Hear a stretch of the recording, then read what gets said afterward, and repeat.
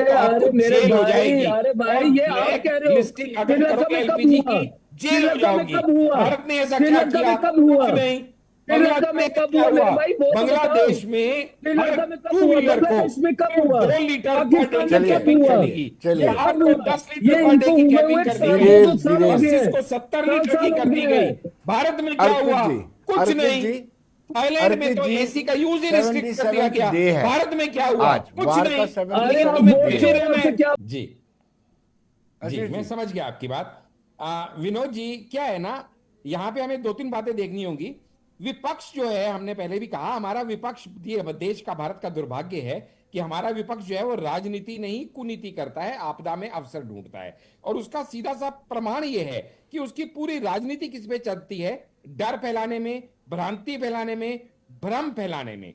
और हम सब जानते हैं कि 1000 बूंद अरे पानी हांडा पे साहब, सबकी एक आंखें बूंद बंद नहीं शाही है। भारी पड़ती सबकी है। आंखें बंद नहीं है। इसलिए सबकी आंखें अरे बंद है, अरे सबकी आप आंखें शांति से खुली सुन हैं। लो। अरे अभी तो डरते मैंने आप अभी तो लोग। धोती खोलनी शुरू नहीं की आप आपकी। लोग बात करते हो। शांति से सुन लो, मंगलसूत्र की आप लोग बात शांति करते से हो। सुन लो। औरंगजेब की आप लोग बात विनोद जी करते थोड़ा हो। शांत अरे कराएंगे डरते इन्हें तो आप आपके लोग हो। दर्शक समझ पाएंगे अरे मैं क्या डरते तो कहूंगा। आप लोग हो। विपक्ष ने सोहित हमेशा सच्चाई की बात सोहित जी, रखी। आपको समय विपक्ष ने दिया हमेशा था, उस सच्चाई की वक्त बात आपने रखी। बोल लिया, आर्गुमेंट किया। अब हांडा साहब को बोलने दीजिए। जी हांडा साहब। जी जी, बहुत मेहरबानी, बहुत मेहरबानी भाई, मुझे भी बोलने दे थोड़ा सा। आपसे कम ज्ञानी हूं पर मेरे अपने समय में तो मैं ही बोलूंगा ना। ठीक है, चलिए। तो हम सब जानते हैं कि यहाँ पे मोदी जी की जो वर्किंग है वो कुछ अलग है। हम लोग मोदी जी क्या करते हैं, वो पैनिक नहीं, प्रिपरेशन में मानते हैं। वो डर नहीं, दूरदर्शिता में मानते हैं। जब हमारे सारे एडवाइजर्स, एक्सपर्ट पैनल ये कह रहा है कि आगे आगे क्या होने वाला है, उसके हिसाब से खुद को तैयार करना क्या कोई गलत बात है? लेकिन विपक्ष का क्या है, इनकम टैक्स में स्लैब्स नहीं बढ़ाए। ये कौन लोग कहते हैं जहां पे देश में 5% लोग सिर्फ इनकम टैक्स भरते हैं? जो लोग 1000 रुपए अपना सिलेंडर महंगा होने पे छाती पीट रहे थे कि भैया 1000 रुपया कहां से लाएंगे, वो आज 2 लाख रुपया गोल्ड जो पर 10 आप ग्राम वही का लोग रेट हो। है उसको आप वही ना लोग हो। खरीदो कहने पे भी छाती पीट रहे हैं आप कि हम वही सोना लोग हो क्यों ना खरीदे। जिन्होंने अरे कोरोना तुम्हारे को पास भगाने 1000 रुपए के नहीं लिए थे, अब 2 लाख के भारत की सोने जनता को को कहा था थोड़े कि दिन ना बाहर आके खरीदो बोल बर्तन दिया बचाओ। तो तुम छाती पीटने लगे।